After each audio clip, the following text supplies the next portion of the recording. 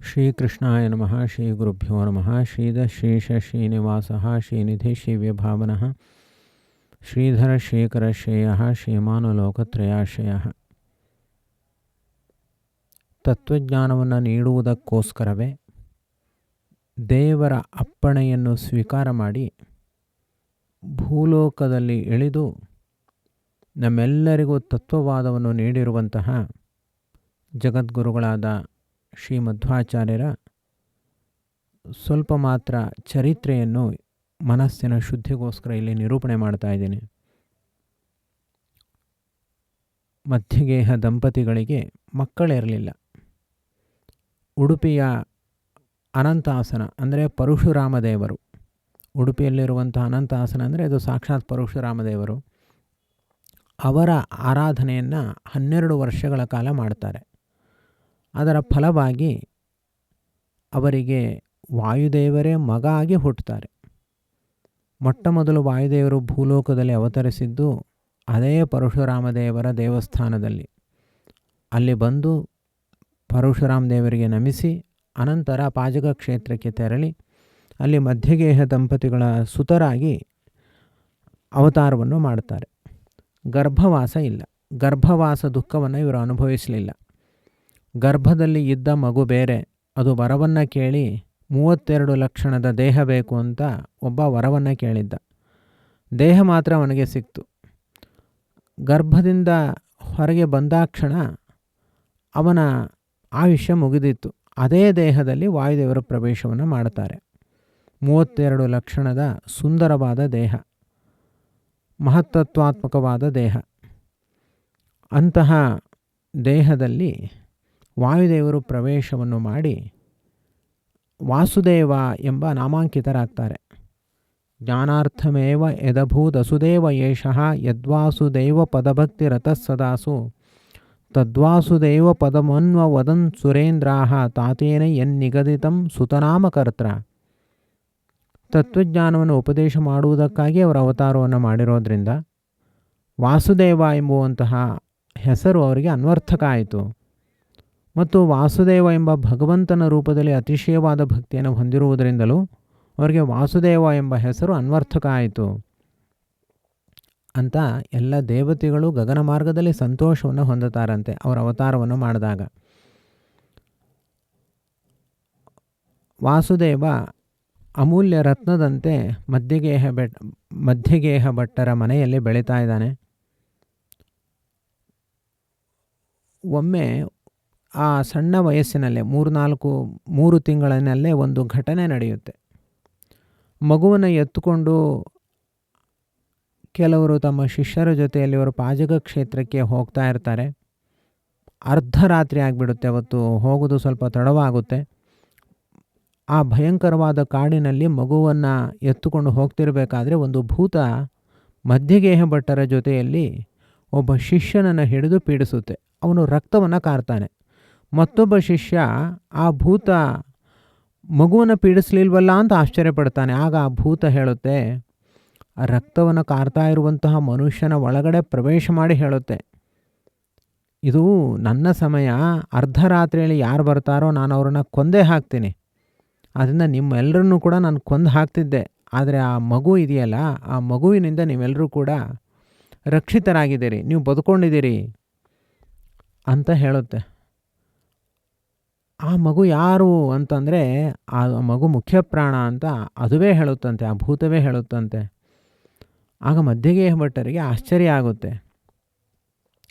ಈ ಸ್ಥಳ ಈಗಲೂ ಇದೆ. ಉಡುಪಿ ಆ ಪ್ರಾಂತದಲ್ಲಿ ಆ ಭೂತ ಪೀಡಿಸಿರುವಂತಹ ಸ್ಥಳವನ್ನು ಈಗಲೂ ಕೂಡ ಐತಿಹಾಸಿಕವಾದ ಸ್ಥಳ ಅಂತ ಈಗಲೂ ಕೂಡ ಗುರುತು ಮಾಡಿ ಇಟ್ಟಿದ್ದಾರೆ. ಇನ್ನೊಂದು ಸಂದರ್ಭದಲ್ಲಿ ವಾಸುದೇವನ ತಾಯಿ ಯಾವುದೋ ನಿಮಿತ್ತದಿಂದ ಮಗುವನ್ನು ಬಿಟ್ಟು ಹೊರಗಡೆ ಹೋಗಿರ್ತಾಳೆ. ಆ ವಾಸುದೇವನನ್ನು ನೋಡ್ಕೊಳ್ಳಿಕ್ಕೆ ತನ್ನ ಹಿರಿಯ ಮಗಳಿಗೆ ನಿಯಮನ ಮಾಡಿರ್ತಾಳೆ. ಅಪ್ಪ ಅಮ್ಮ ಇಬ್ಬರೂ ಕೂಡ ಹೊರಗಡೆ ಹೋಗಿದ್ದಾರೆ. ಮಗು ಬಿಕ್ಕಿ ಬಿಕ್ಕಿ ಅಳಲಿಕ್ಕೆ ಪ್ರಾರಂಭ ಮಾಡಿದೆ. 8 ವರ್ಷದ ಹುಡುಗಿ ಆ ಮಗುವನ್ನು ಅನೇಕ ರೀತಿಯಲ್ಲಿ ಸಮಾಧಾನ ಮಾಡ್ತಾಳೆ. ಮಗು ಅಳೋನ್ನು ನಿಲ್ಲಿಸೋದೇ ಇಲ್ಲ. ಸುಮ್ಮನಿರು ಅಂತ ಹೇಳ್ತಾನೆ ಇರ್ತಾಳೆ. ಎಷ್ಟು ಸಮಾಧಾನ ಮಾಡಿದ್ರೂ ಮಗು ಮಾತ್ರ ಅಳೋನ್ನು ನಿಲ್ಲಿಸಲ್ಲ. ಒಮ್ಮೆ ಹೊರಗಡೆ ಹೋಗ್ತಾಳೆ, ಒಮ್ಮೆ ಒಳಗೆ ಬರ್ತಾಳೆ, ಅಪ್ಪ ಅಮ್ಮ ಬಂದರು ಅಂತ ಹೇಳ್ತಾಳೆ. ಏನು ಹೇಳಿದ್ರು ಕೂಡ ಮಗು ಅಳು ನಿಲ್ಲಿಸ್ತಾ ಇಲ್ಲ, ದಿಕ್ಕು ತೋಚ್ತಾ ಇಲ್ಲ ಅವಳಿಗೆ. ಆಗ ಆ ಅಲ್ಲೊಂದು ಎತ್ತಿತ್ತು ಅವ್ರ ಮನೆಯಲ್ಲಿ. ಆ ಎತ್ತಿಗೋಸ್ಕರ ಹುರುಳಿಕಾಳನ್ನು ಚೆನ್ನಾಗಿ ಬೇಯಿಸಿಟ್ಟಿದ್ರು. ಏನು ತಿನ್ನಿಸ್ಬೇಕು ಅಂತ ಆ ಹುಡುಗಿಗೆ ಗೊತ್ತಾಗಲಿಲ್ಲ. ಹುರುಳಿಕಾಳು ಬೆಂದಿದೆ, ಇದನ್ನು ತಿನ್ನಿಸ್ಬಿಡ್ತೀನಿ ಮಗುಗೆ ಅಂತ. ಇನ್ನೂ ಸಣ್ಣ ಮಗು, ಹಾಲು ಕುಡಿಯುವಂತಹ ಮಗುಗೆ ಹುರುಳಿಕಾಳು ತಿನ್ನಿಸಿದಾಳೆ.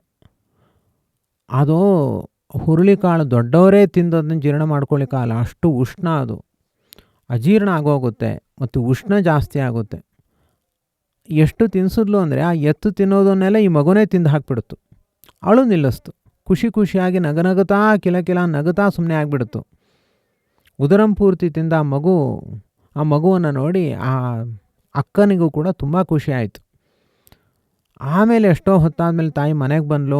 ಮಗು ಅಳ್ತಾ ಇರುತ್ತೆ ಅಂತ ಬಂದು ನೋಡ್ತಾಳೆ, ಮಗು ನಗುತ್ತಾ ಇದೆ. ಇಬ್ಬರಿಗೂ ಆಶ್ಚರ್ಯ, ತಂದೆ ತಾಯಿ ಇಬ್ಬರಿಗೂ ಕೂಡ ಆಶ್ಚರ್ಯ. ಹೇಗೆ ಮಗು ನಗುತ್ತಾ ಇದೆ ಅಂತ ಕೇಳಿದಾಗ ಆಕೆ ಎಲ್ಲ ನಡೆದ ಘಟನೆಯನ್ನು ಹೇಳ್ತಾಳೆ. ಆಗ ತಾಯಿ ತಲೆ ಚಚ್ಕೊಳ್ತಾಳೆ. ಅಯ್ಯೋ, ಈ ಸಣ್ಣ ಮಗುಗೆ ಹುರುಳಿಕಾಳು ತಿನ್ನಿಸ್ತೀಯಾ? ಇನ್ನು ಎಷ್ಟು ಅನಾರೋಗ್ಯ ಬರುತ್ತೆ, ಅದು ಅಜೀರ್ಣ ಆಗೋಗ್ಬಿಡುತ್ತೆ, ಜ್ವರ ಬರುತ್ತೆ ಅಂತ. ಆರೋಗ್ಯ ಶಾಲಿನಿ ಪುರೇವ ತದಾಪಿ ಪುತ್ರೇ ವಿಸ್ಮೇರತಾಮುಪಜಗಾಮ ಜನನ್ಯಮುಷ್ಯ. ಆಶ್ಚರ್ಯ ಆಗಿ ಕೊನೆಗೆ ಅವರು ಜಪ ಮಾಡ್ತಾರೆ ಮಗುಗೇನಾಗಬಾರ್ದು ಅಂತ. ಇವಳು ದೃಷ್ಟಿ ತೆಗಿತಾಳೆ, ಎಲ್ಲ ಆಗುತ್ತೆ. ಆ ಮಗು ಎಷ್ಟೊತ್ತಾದರೂ ಕೂಡ ಅದಕ್ಕೇನೂ ಆಗಲ್ಲ, ಅಷ್ಟನ್ನು ತಿಂದು ಜೀರ್ಣ ಮಾಡ್ಕೊಳ್ಳುತ್ತೆ. ಇದೇನು ಆಶ್ಚರ್ಯ ಅಲ್ಲ, ಹಿಂದೆ ಮುಖ್ಯ ಪ್ರಾಣ ಆಗಿದ್ದಾಗ ಹಲಾಹಲ ವಿಷವನ್ನೇ ನುಂಗಿದಂತಹ ಇವರಿಗಿದೇನು ದೊಡ್ಡ ವಿಷಯ ಅಂತ ಗ್ರಂಥಕಾರರು ಹೇಳ್ತಾರೆ. ಇನ್ನೊಂದು ಸಂದರ್ಭದಲ್ಲಿ ಇನ್ನೊಂದು ಘಟನೆ ನಡೆಯುತ್ತೆ. ವಾಸುದೇವ ಚೂರು 2 ಅಕ್ಷರ ಮಾತಾಡ್ಲಿಕ್ಕೆ ಪ್ರಾರಂಭ ಮಾಡಿದ್ದಾನೆ. 1 ವರ್ಷ ಅಂತ ಇಟ್ಕೊಳ್ಬೋದು. ಅವ್ರ ಮನೆಯಲ್ಲಿ ಯಾವ ಎತ್ತಿತ್ತಲ್ಲ, ಹುರುಳಿ ತಿನ್ನೋ ಎತ್ತು ಇತ್ತಲ್ಲ, ಅದು ದಿವಸ ಕಾಡಿಗೆ ಮೇಲಿಕ್ಕೆ ಹೋಗ್ತಾ ಇತ್ತು. ಅದ್ರ ಪಾಡಿಗೆ ಅದು ಬೆಳಿಗ್ಗೆ ಹೋಗ್ತಿತ್ತು, ಸಾಯಂಕಾಲ ಆದಾಗ ಅದ್ರ ಪಾಡಿಗೆ ಅದು ಬರ್ತಾಯಿತ್ತು. ಇವರೇನು ಕಾಡಿಗೆ ಕರ್ಕೊಂಡು ಹೋಗ್ತಿರಲಿಲ್ಲ.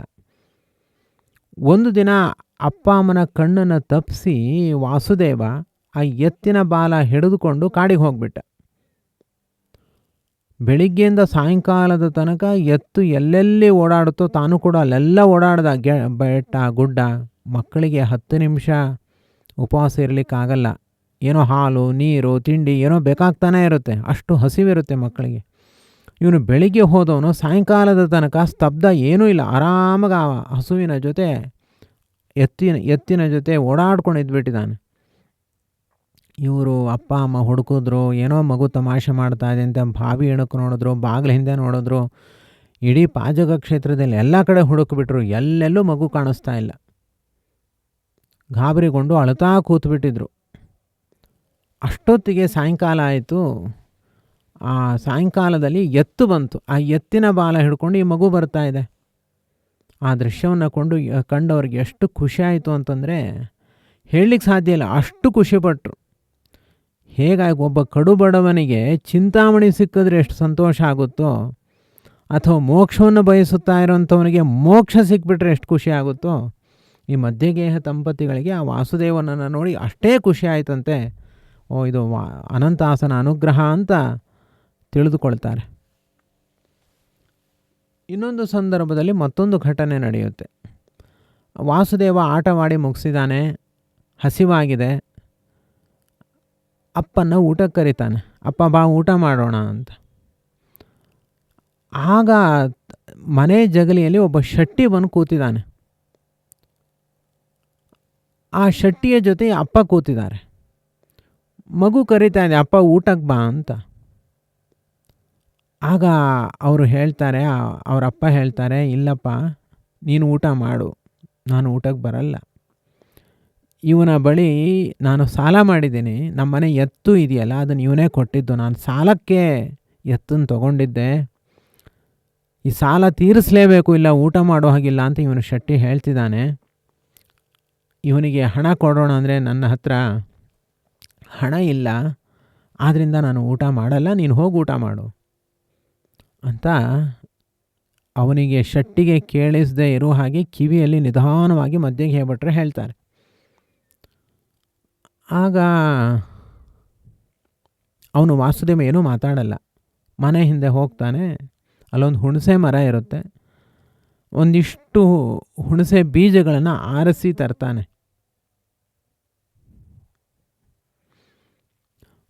ಬೊಗಸೆ ತುಂಬ ಹುಣಸೆ ಬೀಜಗಳನ್ನು ತಂದು ಆ ಶೆಟ್ಟಿನ ಕರಿತಾನೆ ವಾಸುದೇವ. ತೊದಲು ಮಾತಿನಿಂದ ಮುದ್ದು ಮುದ್ದಾಗಿ ಬನ್ನಿ ಇಲ್ಲಿ ಏನು ಕರೀತಾನೆ, ಕೈ ಹಿಡಿರಿ ಅಂತ ಹೇಳ್ತಾನೆ.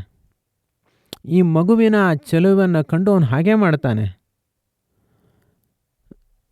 ಕೈ ತುಂಬ ಹುಣಸೆ ಬೀಜ ಕೊಡ್ತಾನೆ. ನಮ್ಮ ತಂದೆ ನಿಮಗೆ ಹಣ ಕೊಡಬೇಕಿತ್ತಲ್ಲ, ತಗೋ ನಾನು ಕೊಟ್ಟಿದ್ದೀನಿ ಅಂತ ದೃಢವಾಗಿ, ಅತ್ಯಂತ ನಿಶ್ಚಯವಾಗಿ, ಮುದ್ದು ಮುದ್ದಾಗಿ ಹೇಳ್ತಾನೆ. ಆ ಮಗುವಿನ ಪ್ರೀತಿಯ ಮಾತುಗಳನ್ನು ಕೇಳಿ ಆ ಹುಣಸೆ ಬೀಜವನ್ನು ತಗೊಂಡು ಅವನು ಶೆಟ್ಟಿ ಮನೆಗೆ ಹೋಗ್ತಾನೆ. ಅಪ್ಪನ ಮಗು ಊಟ ಕರ್ಕೊಂಡು ಬರ್ತಾನೆ. ಇಬ್ಬರು ಕೂಡ ಊಟ ಮಾಡ್ತಾರೆ. ಕೆಲವು ದಿವಸಗಳಾದ ಮೇಲೆ ಇವರಿಗೆ ಪ್ರವಚನದಲ್ಲಿ ಅಲ್ಲಿ ಇಲ್ಲಿ ಮಾಡಿದ್ದು ಚೂರು ಪಾರು ಹಣ ಎಲ್ಲ ಸಿಗುತ್ತೆ. ಹಣ ತಗೊಂಡು ಆ ಎತ್ತು ಕೊಟ್ಟ ಆ ಶೆಟ್ಟಿ ಮನೆಗೆ ಹೋಗ್ತಾರೆ. ಅಲ್ಲೇ ಇರುತ್ತೆ ಆ ಶೆಟ್ಟಿ ಮನೆ, ಅಲ್ಲೇ ಇದೆ, ಈಗಲೂ ಕೂಡ ಅಲ್ಲೇ ಇದೆ. ಹೋಗ್ಬಿಟ್ಟು ನಿನಗೆ ಎಷ್ಟು ಹಣ ಕೊಡಬೇಕಿತ್ತು ತಗೋ, ನಿನಗೆ ಹಣ ಬಂದಿದೆ ಅಂತ ಹಿಂತಿರುಗಿಸ್ಲಿಕ್ಕೆ ಹೋಗ್ತಾರೆ. ಆಗ ಆ ಶೆಟ್ಟಿ ಹೇಳ್ತಾನೆ, ನನಗೆ ನೀವು ಕೊಡಬೇಕಾದ ಹಣ ಅವತ್ತೇ ಸಿಕ್ಕಿದೆಯಲ್ಲ, ನಿಮ್ಮ ಮಗ ಹಣವನ್ನು ಕೊಟ್ಬಿಟ್ಟಿದ್ದಾನೆ, ಮತ್ತೆ ನೀವೇನು ಕೊಡೋದಿಲ್ಲ ಅಂತ ಹೇಳ್ತಾನೆ. ಹೀಗೆ ಇದರಿಂದ ಅವನಿಗೇನಾಯಿತು ಅಂದರೆ ಮೋಕ್ಷವನ್ನೇ ಪಡ್ಕೊಂಡ ಅಂತ ಹೇಳ್ತಾರೆ. ಹಣವನ್ನು ಇಸ್ಕೊಳ್ದೇ ಇರೋದಕ್ಕೆ ಅವನಿಗೆ ಬೀಜಚ್ಛಲೇನ ಪುರುಷಾರ್ಥ ಮಹೋವಿಶಿಷ್ಟಂ, ಹುಣಸೆ ಬೀಜದ ನೆಪದಲ್ಲಿ ಅವನಿಗೆ ಮೋಕ್ಷವನ್ನೇ ಕೊಟ್ಟರು ವಾಯುದೇವರು ಅಂತ ಹೇಳ್ತಾನೆ. ಹೀಗೆ ಅವರಿಗೆ ಆಶ್ಚರ್ಯ ಆಗುತ್ತೆ ಅವರ ತಂದೆಗೆ. ಈಗಲೂ ಕೂಡ ಪಾಜಕ ಕ್ಷೇತ್ರದಲ್ಲಿ ಒಂದು 1/2-3 ಕಿಲೋಮೀಟ್ರ್ ದೂರದಲ್ಲಿ ಆ ಶೆಟ್ಟಿ ಮನೆ ಇದೆ ಈಗಲೂ. ಅವತ್ತಿಂದ ಇಲ್ಲಿ ತನಕ ಅವರೆಲ್ಲರೂ ದೊಡ್ಡ ಶ್ರೀಮಂತರೇ ಆಗಿದ್ದಾರೆ. ಅವತ್ತು ಅವ್ರಿಗೆ ಶ್ರೀಮಂತಿಕೆ ಎಷ್ಟಿತ್ತು ಅದಕ್ಕಿಂತ ಜಾಸ್ತಿ ಹಾಗೆ ಶ್ರೀಮಂತಿಕೆ ಬಂದಿದೆ, ಅದು ಇವರ ಅನುಗ್ರಹದಿಂದ. ಇನ್ನೊಮ್ಮೆ ಒಂದು ಘಟನೆ ನಡೆಯುತ್ತೆ. ಸುಮಾರು 3 ವರ್ಷ ಈಗ ವಾಸುದೇವನಿಗೆ. ಆ ಮಧ್ಯಗೇಹ ದಂಪತಿಗಳು ಬಂಧುಗಳ ಒಂದು ಮನೆಯಲ್ಲಿ ಒಂದು ಕಾರ್ಯಕ್ರಮ ಇತ್ತು, ಅಲ್ಲಿಗೆ ಹೊರಟಿದ್ದಾರೆ. ಆ ಮನೆಯಲ್ಲಿ ಸಂಭ್ರಮ, ವಾಸುದೇವನು ಕೂಡ ಕರ್ಕೊಂಡು ಹೋಗಿದ್ದಾರೆ. ಆ ಸಂಭ್ರಮದಲ್ಲಿ ಎಲ್ಲರೂ ಕೂಡ ಆ ತಾಯಿ ತಂದೆ ಇಬ್ಬರೂ ಕೂಡ ಮುಳುಗಿ ಹೋಗಿದ್ದಾರೆ. ಬಂಧುಗಳ ಹತ್ರ ಮಾತಾಡೋದು, ಇಲ್ಲಿಂದ ಅಲ್ಲಿ ಓಡಾಡೋದು, ಕೆಲಸಗಳು ಮಾಡೋದು, ಹೀಗೆ. ವಾಸುದೇವನ ಕಡೆ ಗಮನನೇ ಇಲ್ಲ ಇಬ್ರಿಗೂ. ಅವನಿಗನ್ನಿಸ್ತು ನನ್ನ ಕಡೆ ಯಾರಿಗೂ ಗಮನ ಇಲ್ಲ, ನಾನ್ಯಾಕೆ ಇಲ್ಲಿರಬೇಕು ಅಂತ ಅನ್ನಿಸ್ತು ವಾಸುದೇವನಿಗೆ. ಹೊರಟು ಬಿಟ್ಟ ಅಲ್ಲಿಂದ. ನಿಧಾನವಾಗಿ ತಂದೆ ತಾಯಿಗಳು ಗೊತ್ತಾಗ್ದೇ ಇರೋ ಹಾಗೆ ಹೊರಟು ಬಿಟ್ಟ. ಸ್ವಲ್ಪ ಹೊತ್ತಾದಮೇಲೆ ತಾಯಿಗೆ ಎಚ್ಚರಿಕೆ ಆಯಿತು, ಮಗು ಎಲ್ಲಿ, ವಾಸುದೇವ ಎಲ್ಲಿ? ಆಗ ಎಲ್ಲೂ ಇಲ್ಲ. ಇಡೀ ಮನೆ ಹಿಂದೆ ಮುಂದೆ ಮೇಲೆ ಕೆಳಗೆ ಎಲ್ಲ ಕಡೆ ವಿಚಾರಿಸಿದ್ರು, ಎಲ್ಲೆಲ್ಲೂ ವಾಸುದೇವ ಮಾತ್ರ ಕಾಣಿಸ್ತಾ ಇಲ್ಲ. ಓಡ್ ಹೋಗ್ತಾರೆ, ಒಬ್ಬೊಬ್ಬರು ಒಂದೊಂದು ದಿಕ್ಕಿಗೆ ಓಡೋಗ್ತಾರೆ. ಆಗ ಮದ್ದಿಗೆ ಭಟ್ರು ಕಣ್ಣಲ್ಲಿ ನೀರು ಹಾಕ್ಕೊಂಡು ಮಗುವನ್ನು ಹುಡುಕ್ತಾ ಹೋಗ್ತಾ ಇದ್ದಾರೆ. ದಾರಿಯಲ್ಲಿ ಯಾರೋ ಒಬ್ಬರು ಸಿಗ್ತಾರೆ. ಮಗುನ ನೋಡಿದ್ರ? ಹೌದು ಹೌದು, ನಾನು ನೋಡಿದೆ, ನಿಮ್ಮ ಮಗುನ ನಾನು ನೋಡಿದೆ.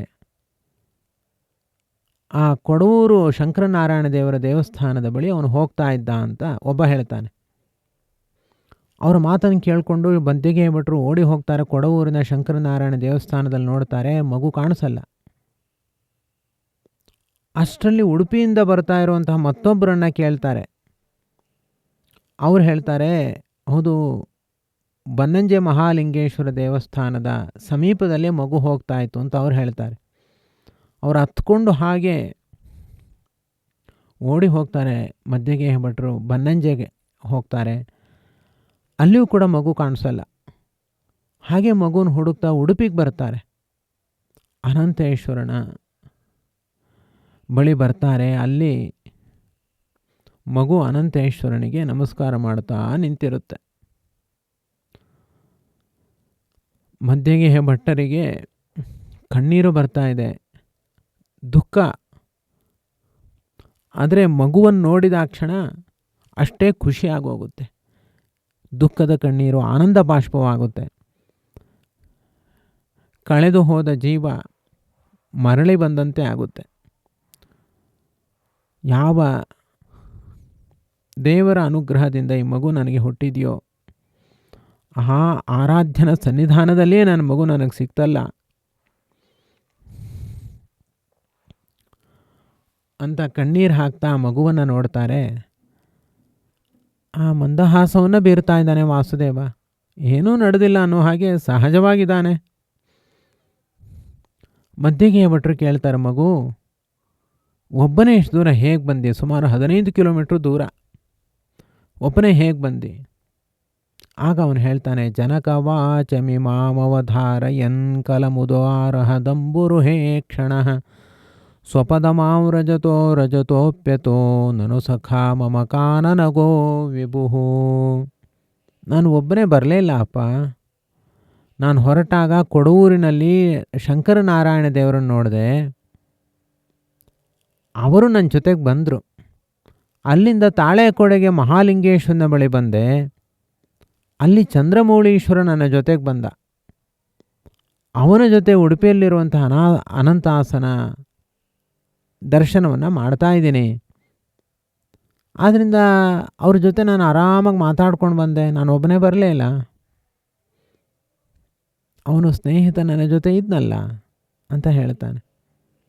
ಅಂದರೆ ನಿಜಕ್ಕೂ ನಮ್ಮ ಸ್ನೇಹಿತ ಅದು ದೇವರು ಮಾತ್ರ ಅಂತ ಸಣ್ಣ ವಯಸ್ಸಿನಲ್ಲೇ ತಿಳಿಸ್ದ ವಾಸುದೇವ. ಕೊನೆಗೆ ಅನಂತಾಸನನ್ನು ನಮಸ್ಕಾರ ಮಾಡಿ ಮಧ್ಯಗೆ ಭಟ್ರು ದೇವರಿಗೆ ಕೃತಜ್ಞತೆಯನ್ನು ಸಲ್ಲಿಸಿ ಅಲ್ಲಿಂದ ಹೊರಡ್ತಾರೆ. ಹೀಗೆ ವಾಸುದೇವ ಬೆಳೀತಾ ಇದ್ದಾನೆ. ಒಮ್ಮೆ ಶುಭ ಮುಹೂರ್ತದಲ್ಲಿ ವಾಸುದೇವನಿಗೆ ಅಕ್ಷರಾಭ್ಯಾಸ ಮಾಡಿಸ್ಲಿಕ್ಕೆ ಮಧ್ಯಗೆ ಭಟ್ರು ಚಿಂತನೆ ನಡೆಸಿದ್ದಾರೆ. ಅಕ್ಷರಾಭ್ಯಾಸ ಮಾಡ್ತಾರೆ. ಅಕ್ಷರಾಭ್ಯಾಸ ಮಾಡಿಸಿ ಮರುದಿವಸವೂ ಕೂಡ ಅದನ್ನೇ ಹೇಳ್ಕೊಡ್ತಾರೆ. ಸಾಮಾನ್ಯ ಮಕ್ಕಳಿಗೆ ಒಂದು ದಿವಸ ಹೇಳ್ಕೊಟ್ರೆ ಎಲ್ಲಿ ಬರುತ್ತೆ? ಒಂದು ವಾರಗಟ್ಟಲೆ ತಿಂಗಳುಗಟ್ಟಲೆ ಆ ಅಂತ ಬರೆಸ್ತಾನೇ ಇರಬೇಕು. ಕೊನೆಗೆ ಒಂದು ದಿವಸ ಬರುತ್ತೆ. ಇವರು ಅಂತೆಲ್ಲ ಹೇಳಿದ್ದಾರೆ. ಮರು ದಿವಸ ಅದನ್ನೇ ಬರೆಸ್ತಾರೆ. ವಾಸುದೇವ ಅಂತಾನೆ ಮರು ದಿವಸ ಲಿಪಿಕುಲಂನೂ ತಾತಕತೆ ದಿನೇ ಲಿಖಿತಮ್ಯೋ ಪುನರ್ಲಿಖಿತಂ ಕುತಃ. ಅಪ್ಪ ನಿನ್ನೆ ಇದನ್ನು ಹೇಳ್ಕೊಟ್ಟಿದ್ದಿಲ್ಲ, ಮತ್ತೆ ಯಾಕೆ ಅದನ್ನೇ ಹೇಳ್ಕೊಡ್ತಾ ಇದ್ದಿ? ಮುಂದಿನ ಪಾಠಕ್ಕೆ ಹೋಗು. ಅವರಿಗೆ ಗಾಬರಿ ಆಗಿಬಿಡುತ್ತೆ. ಅಲ್ಲ, 3 ವರ್ಷದ ಈ ಕಂದಮ್ಮನಿಗೆ ಅದೆಂಗೆ ಇಷ್ಟೊಂದು ಅದ್ಭುತ ಪ್ರತಿಭೆ ಅಂತ ಅವತ್ತಿನಿಂದ ಏಕಾಂತದಲ್ಲಿ ಪಾಠ ಮಾಡಲಿಕ್ಕೆ ಪ್ರಾರಂಭ ಮಾಡಿದ್ರಂತೆ. ಎಲ್ಲರೆದ್ರಿಗೆ ಪಾಠ ಮಾಡಿದ್ರೆ ಅವರ ದೃಷ್ಟಿ ತಾಕ್ಬಿಡುತ್ತೆ ಅಂತ ಏಕಾಂತದಲ್ಲಿ ಪಾಠ ಮಾಡಲಿಕ್ಕೆ ಪ್ರಾರಂಭ ಮಾಡಿದ್ರಂತೆ. ಸ್ವಲ್ಪ ದಿವಸದಲ್ಲೇ ಎಲ್ಲ ಪುಸ್ತಕಗಳನ್ನ ಗ್ರಂಥಗಳನ್ನೆಲ್ಲ ಓದಲಿಕ್ಕೆ ಪ್ರಾರಂಭ ಮಾಡ್ತಾನೆ ಅವನು. ಅವನ ವಚನ ಚಾತುರ್ಯ, ಆ ಕಂಚಿನ ಕಂಠದ ಮಾತಿನ ಮೋಡಿ, ಇದೆಲ್ಲ ಅನುಭವಿಸ್ತಾ ಆ ದಂಪತಿಗಳು ಮೋಕ್ಷ ಸುಖವನ್ನು ಅನುಭವಿಸಿದ್ರು ಅಂತ ಹೇಳ್ತಾರೆ. ಈಗ ವಾಸುದೇವನಿಗೆ 5 ವರ್ಷ ಆಗಿದೆ. ಒಮ್ಮೆ ಇವನ ತಾಯಿ ನೇಯಂಪಳ್ಳಿ ಅಂತ ಒಂದು ಗ್ರಾಮದಲ್ಲಿ ದೇವಸ್ಥಾನ ಕರ್ಕೊಂಡು ಹೋಗಿರ್ತಾರೆ ವಾಸುದೇವನ್ನ. ಅಲ್ಲಿ ನಿತ್ಯ ಸಾಯಂಕಾಲ ಪುರಾಣ ನಡೆಯುತ್ತೆ. ಇವರು ಕೂಡ ಪುರಾಣಕ್ಕೆ ಹೋಗಿದ್ದಾರೆ. ಶಿವಭಟ್ಟ ಅಂತ ಒಬ್ಬರು ಪುರಾಣಿಕರು ಅವರು ಪಾಠವನ್ನು ಹೇಳ್ತಾರೆ. ಈಗೆಲ್ಲ ಪುರಾಣ ಈಗ ನಡೆಯಲ್ಲ, ಈಗೆಲ್ಲ ಪ್ರವಚನ ಬೇರೆ, ಅದು ಪುರಾಣ ಬೇರೆ. ಪುರಾಣ ಹೇಳ್ತಿರ್ತಾರೆ. ವಾಸುದೇವ ಮತ್ತು ಅವನ ತಾಯಿ ಇಬ್ಬರು ಕೂಡ ಪುರಾಣ ಕೇಳ್ತಾ ಕೂತಿದ್ದಾರೆ. ಶಿವಭಟ್ಟರು ತುಂಬ ಚೆನ್ನಾಗಿ ಅರ್ಥವನ್ನು ಹೇಳಿಕೊಂಡು ಪುರಾಣವನ್ನು ಹೇಳ್ತಾ ಇದ್ದಾರೆ. ಎಲ್ಲರೂ ಬಾಯಿ ತಕ್ಕೊಂಡು ಕೇಳ್ತಿದ್ದಾರೆ, ಅಷ್ಟು ಚೆನ್ನಾಗಿ ಹೇಳ್ತಿದ್ದಾರೆ. ಆದರೆ ಒಂದು ಶ್ಲೋಕಕ್ಕೆ ಎಲ್ಲೋ ಎಡವಟ್ಟು ಮಾಡಿ ಅವಸರದಲ್ಲಿ ಹಾಗೆ ತಪ್ಪು ಅರ್ಥ ಹೇಳಿ ಮುಂದೆ ಹೋಗಿಬಿಡ್ತಾರೆ. ಆಗ ಈ ಮಗುಗೆ ತಡೆಯೋಕ್ಕಾಗಲ್ಲ. ಅಲ್ಲ, ಎಲ್ಲ ಸರಿ ಹೇಳಿದ್ರೆ ಈ ಶ್ಲೋಕಕ್ಕೆ ಯಾಕೆ ತಪ್ಪು ಹೇಳಿದ್ರು ಇವರು ಅಂತ ಆ ಸಣ್ಣ ಮಗು 5 ವರ್ಷ ಎದ್ದು ನಿಂತುಬಿಟ್ಟು, ಪುರಾಣಿಕರೇ ನೀವು ಹೇಳುವ ಶ್ಲೋಕಕ್ಕೆ ಈ ಅರ್ಥ ಸರಿ ಹೋಗ್ತಿಲ್ಲ, ಇದು ಶುಕಾಚಾರ್ಯರಿಗೆ ವೇದವ್ಯಾಸದವರಿಗೆ ವಿರುದ್ಧವಾಗಿ ಅರ್ಥ ಆಗಿಬಿಡುತ್ತೆ ಅಂತ ನಗನಗತ ಮಂದಹಾಸದಲ್ಲಿ ಮುದ್ದಾಗಿ ಹೇಳ್ತಾನೆ. ಅವನ ಕಂಚಿನ ಕಂಠ ಎಂಥವ್ರಿಗೂ ಆಕರ್ಷಣೆ ಇರುತ್ತೆ ಅವನ ದೇಹದ ಸೌಷ್ಠವದಲ್ಲಿ ಮತ್ತು ಆ ಕಂಠದಲ್ಲಿ. ಎಲ್ಲ ಜನರು ಕೂತಿರೋರು, ಆಡಿಯನ್ಸ್ ಎಲ್ಲ ಆ ಪುರಾಣಿಕರನ್ನು ನೋಡಿದ್ಬಿಟ್ಟು ಇವನ ಕಡೆ ತಿರುಗಿ ಎಲ್ಲ ಇವನ ಮಾತನ್ನೇ ಕೇಳಲಿಕ್ಕೆ ಪ್ರಾರಂಭ ಮಾಡ್ತಾರೆ. ಆಗ ಕೆಲವು ಸಜ್ಜನರು, ಸರಿ ಮಗು, ಅವ್ರು ಹೇಳೋದು ತಪ್ಪು ಅಂತೀಯಲ್ಲ, ನೀನು ಹೇಳು ನೋಡೋಣ ನಿಜವಾದ ಅರ್ಥ ಅಂತ ಕೇಳ್ತಾರೆ. ಆಗ ಆ ಮಗು ಅದ್ಭುತವಾಗಿ ಆ ಶ್ಲೋಕವನ್ನು ಹೇಳಿ ಸೊಗಸಾಗಿ ಆ ಶ್ಲೋಕವನ್ನು ಉಚ್ಚಾರಣೆ ಮಾಡುತ್ತೆ, ಅರ್ಥವನ್ನು ಹೇಳುತ್ತೆ. ಎಲ್ಲರೂ ದಂಗು ಬಡಿತಾರೆ. ಸಜ್ಜನರು ಕರೆಕ್ಟು, ಇದೇ ನಿಜವಾದ ಅರ್ಥ ಅಂತ ತಲೆ ಅಳ್ಳಾಡಿಸ್ತಾರೆ. ತಾಯಿ ಮೊದಲು ತಾಯಿಗೆ ಟೆನ್ಷನ್ ಆಯಿತು, ಆಮೇಲೆ ಖುಷಿ ಆಯಿತು. ವಾಸುದೇವನ ಮನೆಗೆ ಕರ್ಕೊಂಡು ಬಂದು ನಡೆದ ಭಟನೆ ಎಲ್ಲ ಹೇಳ್ತಾಳೆ ಗಂಡನ ಹತ್ರ. ಆಗ ಮಗು ಕೇಳುತ್ತೆ, ಅಪ್ಪ ನಾನು ಹೇಳಿದ್ದ ಅರ್ಥ ಸರಿನೋ, ಶಿವಭಟ್ರ ಅರ್ಥ ಹೇಳಿದ ಸರಿನೋ, ನೀನೇ ಹೇಳು ಅಂತ ಕೇಳುತ್ತೆ. ಅವರಿಗೂ ಆಶ್ಚರ್ಯ ಆಗುತ್ತೆ.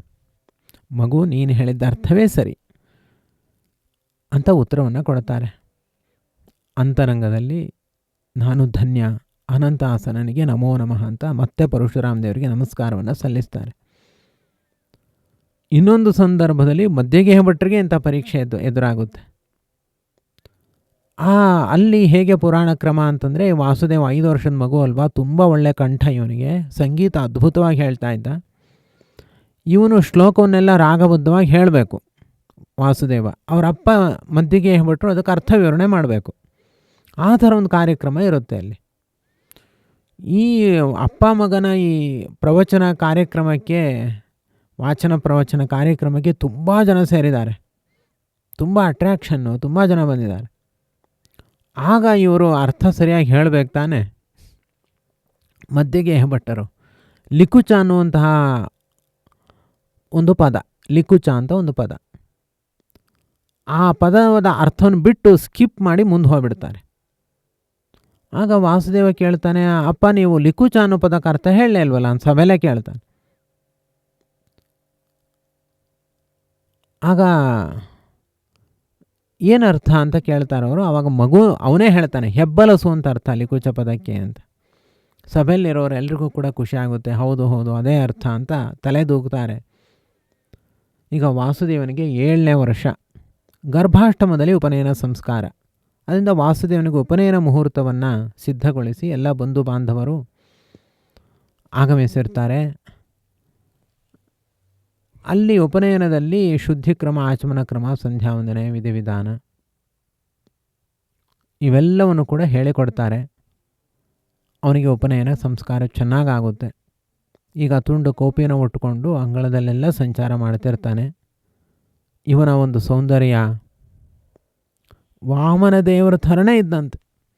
ಪುಟ್ಟ ಆಕಾರ, ಬಂಗಾರದ ವರ್ಣದ ದೇಹ, ಕೌಪೀನವನ್ನು ಹಾಕ್ಕೊಂಡು ಒಳ್ಳೆ ಬ್ರಹ್ಮವರ್ಚಸ್ಸನ್ನು ಹೊಂದಿ ಓಡಾಡ್ತಾ ಇದ್ದ. ಅವನನ್ನು ನೋಡಲಿಕ್ಕೆ ಆಗಾಗ ಸ್ವರ್ಗದಿಂದ ಇಣುಕಿ ದೇವತೆಗಳು ನೋಡ್ಕೊಂಡು ಹೋಗ್ತಿದ್ರಂತೆ ಅವನ ಸೌಂದರ್ಯವನ್ನು. ಒಬ್ಬ ದೈತ್ಯ ಈ ವಾಸುದೇವನ ಕೊಲ್ಲಬೇಕು ಅಂತ ಒಂದು ಸರ್ಪ ರೂಪದಲ್ಲೇ ಬರ್ತಾನೆ. ಆ ಹೆಡೆ ಬಿಚ್ಚಿ ವಿಷ ಉಗುಳ್ತಾ ಬಂದಿದೆ. ಆ ಸರ್ಪ ಓಡಾಡಿ ವಿಷ ಉಗುಳಿದ್ದು ಗುರುತು, ಆ ಭೂಮಿ ಸುಟ್ಟಿರುವ ಗುರುತು ಈಗಲೂ ಇದೆ ಪಾಜಕದಲ್ಲಿ, ಈಗಲೂ ಹೋಗಿ ನೋಡ್ಬೋದು. ಆಗ ವಾಸುದೇವ ಅದನ್ನು ಸುಮ್ಮನೆ ಕಾಲಲ್ಲಿ ಸ್ಪರ್ಶ ಮಾಡ್ತಾನೆ, ಅದು ಸತ್ತು ಹೋಗುತ್ತೆ. ಈ ವಿಷಯ ತಿಳಿದು ಮಧ್ಯಗೇಹ ಭಟ್ರು ಶಾಂತಿ ಮಂತ್ರ ಎಲ್ಲ ಪಠನೆ ಮಾಡಿ ಅವನಿಗೆ ಆಶೀರ್ವಾದವನ್ನು ಮಾಡ್ತಾರೆ. ಈಗ ಮುಂದೆ ವಾಸುದೇವನಿಗೆ ಗುರುಕುಲವಾಸ ವಿದ್ಯಾಭ್ಯಾಸ. ತೋಟಂತಿಲ್ಲಾಯ ಅಂತ ಒಬ್ಬರು ಗುರುಗಳಿರ್ತಾರೆ. ಅವನ ಬಳಿ ವಾಸುದೇವನ ಅಧ್ಯಯನಕ್ಕೆ ಕಳಿಸ್ತಾರೆ ಇವರು. ಆ ಗುರುಕುಲದಲ್ಲಿ ವಾಸುದೇವ ಬರೀ ಆಟ ಆಡೋದು, ಪಾಠವನ್ನೇ ಕೇಳ್ತಿರ್ಲಿಲ್ವಂತೆ. ಯಾವಾಗಲೂ ಆಟ. ಎಲ್ಲ ಸಹಪಾಠಿಗಳು ವಾಸುದೇವ ಅಂದರೆ ಭಾರಿ ಇಷ್ಟ, ಎಲ್ಲರನ್ನೂ ಪ್ರೀತಿ ಮಾಡ್ತಿದ್ದ. ಮತ್ತು ಆಟದಲ್ಲಿ ಇವನೇ ಮುಂದೆ. ಈಜಿನ ಆಟ, ಓಟದ ಆಟ, ಜಟ್ಟಿ ಕಾಳಗದ ಆಟ ಎಲ್ಲ ಆಟ ಆಡ್ತಿದ್ದ. ಇವನ ಜೊತೆ ಆಟ ಆಡ್ತಾಯಿದ್ರೆ ಎಲ್ಲರೂ ದೊಡ್ಡ ದೊಡ್ಡ ಬಂಡೆಗಲ್ಲೆಲ್ಲ ಎತ್ಬಿಡ್ತಿದ್ದ. ನೀನು ಯಾರೋ ಹನುಮಂತ ಇರಬೇಕು ಬಿಡೋ, ನೀನು ಮನುಷ್ಯ ಅಲ್ಲ ಅಂತ ಇದ್ರು ಸ್ನೇಹಿತರು. ಅದು ವಾಸ್ತವವಾಗಿ ಹೌದು. ಈ ವಾಸುದೇವನ ಈ ಒಂದು ಪಾಠದಲ್ಲಿ ಅನಾಸಕ್ತಿ, ಆಟದಲ್ಲಿ ಹೆಚ್ಚಿನ ಆಸಕ್ತಿ ನೋಡಿ ಗುರುಗಳಿಗೆ ಒಂದು ದಿವಸ ಬೇಜಾರಾಗೋಗುತ್ತೆ. ಅವನು ಎಲ್ಲರೂ ಒಂದು ದಿವಸ ಏನಾಗಿದೆ, ಪಾಠ ಹೇಳ್ತಾನೆ ಇದ್ದಾರೆ ಅವರು, ಇವನು ಎಲ್ಲೋ ನೋಡ್ತಾ ಕೂತಿದ್ದಾನೆ, ಆಕಾಶ ನೋಡ್ಕೊಂಡು ಕೂತಿದ್ದಾನೆ ವಾಸುದೇವ.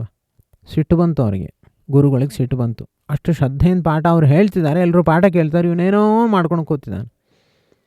ಬೈತಾರೆ ಅವರು, ಪಠಸಿ ನೋ ಶಠತೆ ಸಖಿಭಿಸ್ ಸಮಂ ಕಿಮಿತ್ಯ ನಿತ್ಯ ಮುದಾಸಿತ ಧೀರಿತಿ. ಶಠ, ಯಾವಾಗಲೂ ಹಿಂಗೆ ಮಾಡ್ತೀನಿ ನೀನು, ಪಾಠದಲ್ಲಿ ಉದಾಸೀನ ಮಾಡ್ತಿ, ಉಳಿದವರೆಲ್ಲರೂ ಎಷ್ಟು ಶ್ರದ್ಧೆಯಲ್ಲಿ ಓದ್ತಾರೆ, ನೀನ್ಯಾಕೆ ಓದಲ್ಲ? ಆಗ ವಾಸುದೇವ ಉತ್ತರವನ್ನು ಹೇಳ್ತಾನೆ, ಗುರುಗಳೇ ನೀವು ಯಾವಾಗಲೂ ಆವೃತ್ತಿ ಮಾಡಿಸ್ತಾನೇ ಇರ್ತೀರಿ. ಒಂದು ದಿವಸ ಪಾಠ ಮಾಡಿದ್ದನ್ನು 15 ದಿವಸ ಅದದನ್ನೇ ಪಾಠ ಮಾಡ್ತೀರಿ. ನನಗದು ಸರಿ ಆಗಲ್ಲ, ನನಗೊಂದು ಸತಿ ಪಾಠ ಮಾಡಿ ಮುಂದೆ ಹೋಗ್ಬೇಕಷ್ಟೇ. ಗುರುಗಳಿಗೆ ಇನ್ನಷ್ಟು ಸಿಟ್ಟು ಬರುತ್ತೆ. ಹೆಡೆ ಎತ್ತಿರೋ ಹಾವಿಗೆ ತಲೆ ಮೇಲೆ ಹೊಡೆದ್ರೆ ಏನಾಗುತ್ತೆ? ಇನ್ನಷ್ಟು ಸಿಟ್ಟು ಬರುತ್ತೆ. ನೀನು ದೊಡ್ಡ ವಿದ್ವಾಂಸನ, ಏನು ವಿದ್ವಾಂಸರ ಥರ ಮಾತಾಡ್ತೀನಿ ನೀನು ನನ್ನ ಶಿಷ್ಯ, ನೀನು ಎಚ್ಚರಿಕೆ ಇರಲಿ. ಸುಮ್ಮನೆ ಆಗ್ತಾನೆ, ಅವನೇನು ಹೆಚ್ಚು ಮಾತಾಡಲ್ಲ. ಮತ್ತೆ ಗುರುಗಳು ಶುರು ಮಾಡ್ತಾರೆ ಬೈಗಳ. ನಿನಗಷ್ಟು ಗೊತ್ತಿದ್ದರೆ ಮುಂದಿನ ಭಾಗ ಹೇಳೋ ನೋಡೋಣ, ಒಂದೊಂದೇ ಸರ್ತಿ ಸಾಕು ಅಂತ ಹೇಳ್ತೀಯಲ್ಲ, ಮುಂದಿನ ಹೇಳೋ. ವಾಸುದೇವ ನಿಧಾನವಾಗಿ, ಆಗಲಿ ಗುರುಗಳೇ ಅಂತ ಅಂದ್ಬಿಟ್ಟು ಇನ್ನೂ ಪಾಠ ಆಗಿರೋದೇ ಇಲ್ಲ, ಆ ಭಾಗ ಎಲ್ಲವನ್ನು ಕೂಡ ಕ್ರಮಬದ್ಧವಾಗಿ ಹೇಳಲಿಕ್ಕೆ ಶುರು ಮಾಡಿಬಿಡ್ತಾನೆ.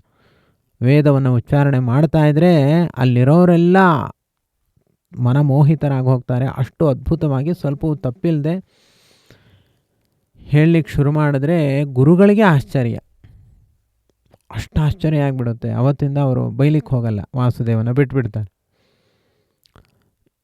ಕುಂತು ಗುರುಕುಲವಾಸ ಹೀಗೆ ಮುಗಿಯುತ್ತೆ ವಾಸುದೇವಂದು. ಒಮ್ಮೆ ಗುರುಗಳ ಮಗ,